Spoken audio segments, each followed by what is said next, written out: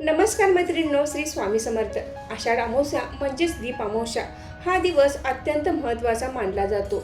या दिवशी लक्ष्मी प्राप्तीसाठी काही महत्त्वाच्या सेवा केल्या जातात. त्याचबरोबर या दिवशी आई आपल्या मुलांचे औक्षण करते. आपल्या घरातील सर्व दिवे घासून पुसून स्वच्छ करून त्यांची एकत्रितपणे पूजा केली जाते. या दिव्यांना कणकेच्या दिव्यांनी ओवाळले जाते. आषाढ अमावस्या ही पितरांच्या सेवेसाठी देखील खूप महत्त्वाची मानली जाते.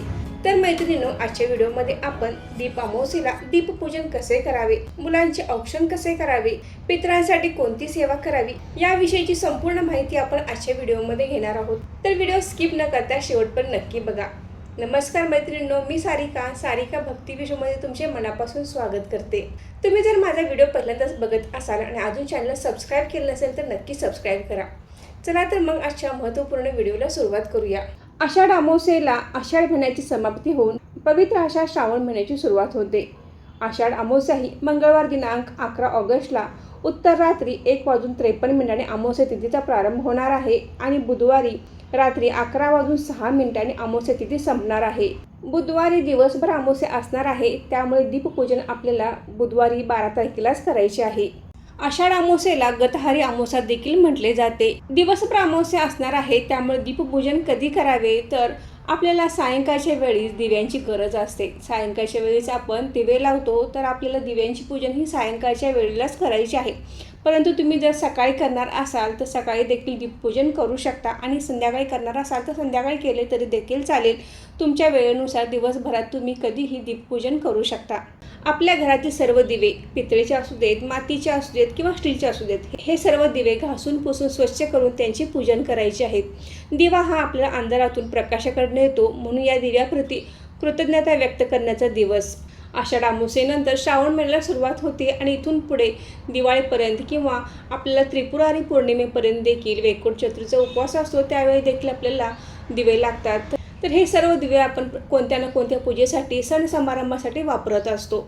तर या दिव्यांचे पूजन करून आपण इथून पुढे येणाऱ्या प्रत्येक सणामध्ये या दिव्यांचा उपयोग करत असतो. म्हणून आपण आषाढ अमावस्येला या दिव्यांची पूजन करायचे आहे. आपल्या घरामध्ये ज्या ठिकाणी आपण दिव्यांचे पूजन करणार आहे ती जागा स्वच्छ करायची आहे. रांगोळी काढून चौरंग किंवा पाटावर एखादे स्वच्छ कापड अंथरून त्यावर आपण दिव्यांचे पूजन करायचे आहे. आपल्याकडे जेवढे दिवे आहेत तेवढे आपण तांदळाची राशी ठेवायची आहेत आणि त्या तांदळाच्या राशीवर हळद कुंकू टाकून आपण हे दिवे ठेवायचे आहेत. प्रथम असेच आपण पहिल्यांदा दिव्यांचे पूजन करून घ्यायचे आहे. त्यानंतर दिव्यामध्ये वाती घालून तेल घालून त्यांचे पूजन करून घ्यायचे आहे. अंधारातून प्रकाशाच्या वाटेवर नेणारा दिवा हा मांगल्याचे प्रतीक आहे आणि चांगल्या वाईट प्रसंगामध्ये आपल्या संस्कृतीमध्ये दिव्याला विशेष महत्त्व आहे. दीप अमावस्येनंतर हिंदू धर्मातील पवित्र मानल्या जाणाऱ्या श्रावण महिन्याची सुरुवात होते, त्यामुळे या अमावस्येला विशेष असे महत्त्व आहे. या दिवशी पितरांसाठी देखील आपण काही महत्त्वाच्या सेवा करायच्या आहेत. पितरांसाठी देखील आपल्याला एक दिवा या दिवशी लावायचा असतो. त्याचबरोबर दीप अमावस्येला मुलांचे देखील औक्षण केले जाते. घरातील मुलगा आणि मुलगी या दोघांचे या दिवशी औक्षण करायचे आहे. आपल्या घरातील सर्वच दिव्यांचे आपण या दिवशी पूजन करतो. मग ह्या दिव्यांचे पूजन कसे करावे तर आपण कणकेचे दिवे बनवून त्या दिव्यामध्ये तूप घालून या दिव्यांचे पूजन करायचे आहे. गव्हाच्या पिठामध्ये मीठ न घालता आपण कणिक मळून घ्यायचे आहे आणि त्याचे दिवे बनवून ते उकडून घ्यायचे आहेत आणि हे दिवे बनवायचे आहेत. काही ठिकाणी गुळाची पाणी करून त्यामध्ये गव्हाचे पीठ घातले जाते आणि त्यापासून दिवे बनवले जातात. तर काही जण यातीलच एक दिवा उचलून त्या दिव्याने ओवाळतात आणि दिव्यांचे पूजन करतात. तुमच्याकडे जशी पद्धत आहे त्या पद्धतीने तुम्ही करू शकता.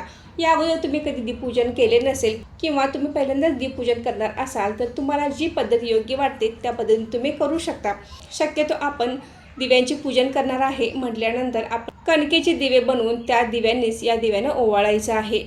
तुपाऐवजी तेल घातले तर चालेल, परंतु आवर्जून या दिवशी आपल्या घरातील सर्व दिव्यांचे पूजन अवश्य करा, कारण इथून पुढे येणाऱ्या प्रत्येक सणामध्ये आपण हे दिवे समया असतील यांचा वापर आपण करत असतो. तर मैत्रिणींनो, आपल्या घरामध्ये सुख समृद्धी आणणारे, ऐश्वर्य आणणारे, आपले घर उजळून टाकणारे दिव्यांची अशा पद्धतीने पूजा करायची आहे. दिव्यांना हळद कुंकू, फुले, अक्षता अर्पण करायची आहेत. त्याचबरोबर कापसाचे वस्त्र अर्पण करायचे आहे आणि मनोभावी दिव्यांची पूजा करायची आहे. दिव्यांची सर्व पूजा झाल्यानंतर लाह्या किंवा दूध साखरेने दिव्यांना नैवेद्य दाखवायचा आहे आणि येथे आपल्याला मंत्र म्हणायचा आहे. दीप सूर्याग्नी रूपस्व तेजसा तेज उत्तमम गृहाणम मत्कृताम पूजा सर्व काम प्रदोष भव. हा मंत्र आपण म्हणायचा आहे किंवा किंवा शुभं करोति कल्याणम आरोग्यम धनसंपदा शस्त्रबुद्धी विनाशाय दीपक ज्योती नमस्तुते हा मंत्र देखील म्हटला तर देखील चालतो. अमावस्येला लक्ष्मी प्राप्तीसाठी देखील काही उपाय करायचे आहेत. आपल्या घरामध्ये लक्ष्मीची मूर्ती असेल तर तिची पूजा करायची आहे. त्याचबरोबर तुम्ही काही सेवा देखील या दिवशी करायच्या आहेत. लक्ष्मी प्राप्तीसाठी या सेवा आपल्याला करायच्या आहेत.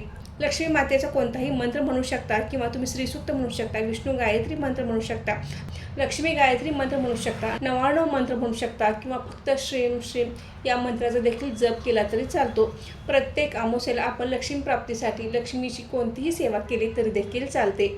तर आपल्याला दुसऱ्या दिवशी या पूजेची उत्तरपूजा करायची असते. तर आपण जी फुले आहेत, जे कापसाचे वस्त्र आहेत ते आपण निर्माल्यामध्ये टाकायचं आहे आणि जे कणकेचे दिवे आहेत ते आपण चांगले असतील तर आपण खाऊ शकता, नसेल तर गाईला घालू शकता किंवा वाहत्या पाण्यामध्ये बघा मासे असतात त्यांच्यासाठी सुद्धा तुम्ही हे दिवे पाण्यामध्ये प्रवाहित करू शकता. जसे तुम्हाला शक्य आहे त्याबद्दल तुम्ही करू शकता.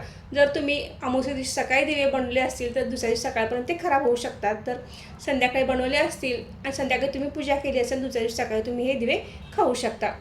तर मैत्रिणी, अशा पद्धतीने आपण दीप अमावस्येला आपल्या घरातले सर्व दिव्यांचे पूजन करायचे आहे. आपल्या मुलाचे औक्षण करायचे आहे. पितरांसाठी देखील आपल्या घराच्या दक्षिणेला एक दिवा लावायचा आहे आणि त्यासोबतच लक्ष्मी प्राप्तीसाठी या महत्त्वाच्या सेवा देखील करायच्या आहेत. तर मैत्रिणी, आजचा व्हिडिओ इथेच थांबवते. आजची माहिती कशी वाटली कमेंट करून नक्की सांगा. व्हिडिओ आवडल्यास व्हिडिओ लाईक करा, शेअर करा आणि सारिका भक्ती विश्व या यूट्यूब चॅनल सबस्क्राईब करा. धन्यवाद.